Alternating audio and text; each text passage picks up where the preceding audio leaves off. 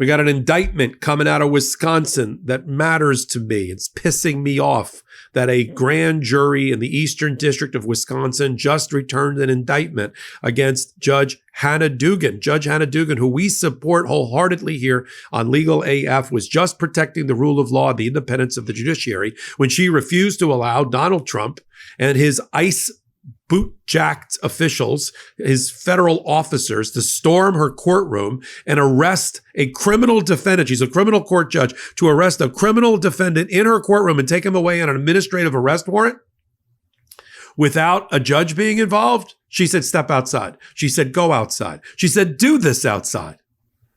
And then as she let these people, the lawyer and the client, leave out of a side door, the guy was ultimately arrested without incident where he should have been, on the streets in front of the courthouse.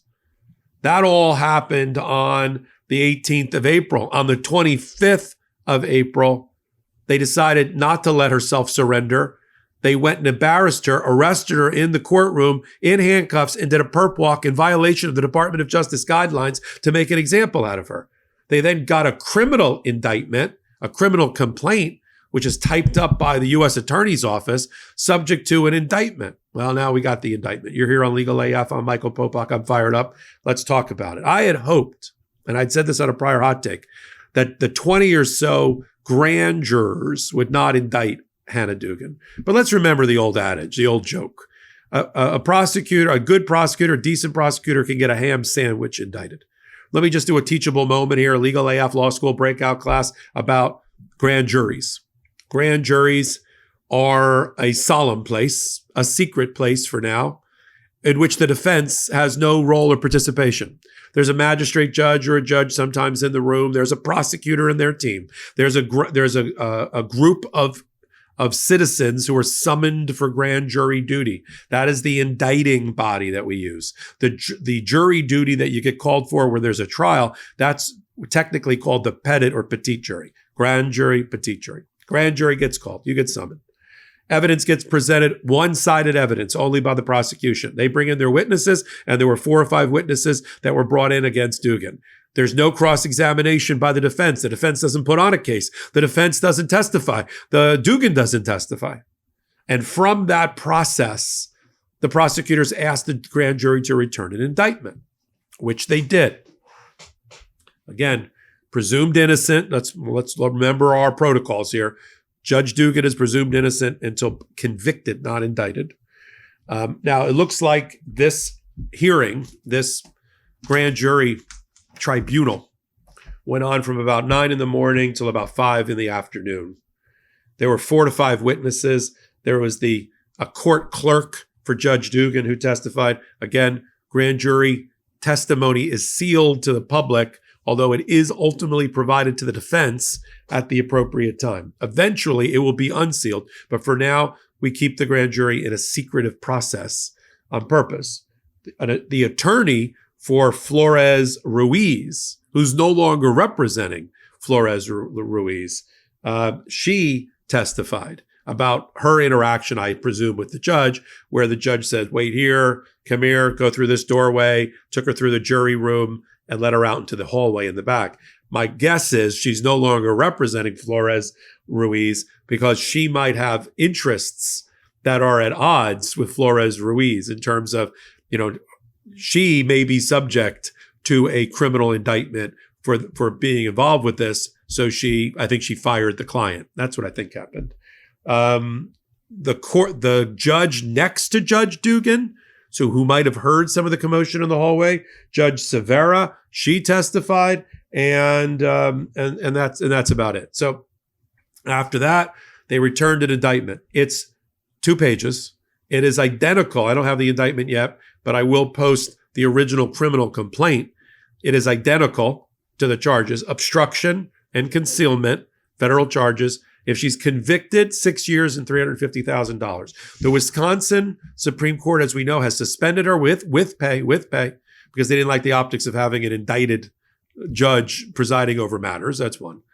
What's going to happen next? She has amazing counsel, Hannah Dugan. We've talked about it here at length. Paul Clement, a super right-wing conservative Republican, icon, who I disagree with on most of his position taking, except he's decided to come out against Donald Trump's assault on law firms and assault on judges. So he's representing her. He used to be the Solicitor General of the United States at number 4 in the Department of Justice under George W. Bush. I disagree with most of what he's ever argued at the United States Supreme Court.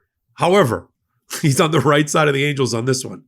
So once she's arraigned later today, and I'll report back on any developments that are interesting there, they'll set a bond. For now, she's been out on her own recognizance, meaning she hasn't had to post a bond. I'm sure the Department of Justice is going to go for some maximum bond, $500,000, even though she's a judge and she would have self-surrendered. There's no indication she would not have done it. And she's been fine while she's been out on her own recognizance to date, but they'll try to set a bond, and the magistrate judge actually will navigate this issue. My gut is it'll be a low to no bond for her, and that she's not going to be pretrial detained. And then at some point soon in the month of May, early June, there's going to be a motion to dismiss her indictment made by the defense. And it's going to put the judge on the horns of a dilemma, because when you see how she's been abused constitutionally by the Department of Justice and the FBI with the perp walk and the photos of the perp walk and the handcuffs and all of that, this is all done to smear her, to tar and feather her in the public's view. And it's been quite successful. That's why we have to talk about her here on Legal AF. So I think motion to dismiss, successful or not successful, she then starts getting all the things that she's entitled to now as a criminal defendant. She gets all the grand jury testimony against her, so she knows. She gets other statements, witness statements for other witnesses that have been interviewed. So she'll probably get a dozen or more witness statements. She'll try to develop her own witness statements. Her lawyers will talk to people in the courtroom or the courthouse about her. That all happened. And then if this case makes it to a trial, because I doubt she settles, she'll have to make the decision about whether she's going to testify or not. That's probably a year away. In the meantime, she's on administrative leave, and I'm hoping that the rest of the community in Wisconsin is rallying around her. It sounds like that they are. Certainly the Democrats in Congress are doing that. We'll continue to follow it all right here on Legal AF. Take a moment, subscribe button, come over to Legal AF Substack. I'm gonna get the indictment probably later today. After she's arraigned, it will be available. We'll get it posted on Legal AF, the Substack. In the meantime, I'll give you the criminal complaint that was the precursor to that. That's almost identical. So you know what I'm talking about. That'll go up on Substack today. And that's another way to support this channel. So until my next report, I'm Michael Popok. I'm Michael Popok, and I got some big news for our audience.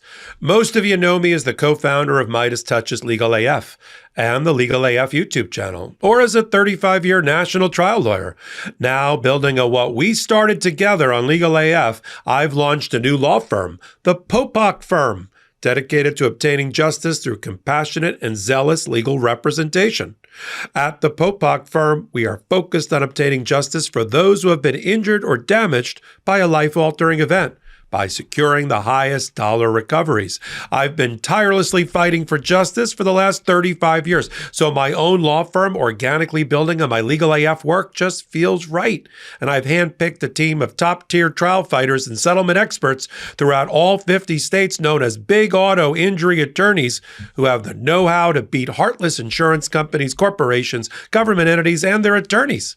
Big Auto's attorneys working with my firm are rock stars in their respective states and collectively responsible for billions of dollars in recoveries. So if you or a loved one have been on the wrong side of a catastrophic auto, motor vehicle, rideshare, or truck accident, suffered a personal injury, or been the victim of medical malpractice, employment harassment or discrimination, or suffered a violation of your civil and constitutional rights, then contact the Popok Firm today at 1-877-POPOK-AF or by visiting my website at www.thepopokfirm.com and fill out a free case evaluation form. And if we determine that you have a case and you sign with us, we don't get paid unless you do. The Popok Firm, fighting for your justice every step of the way.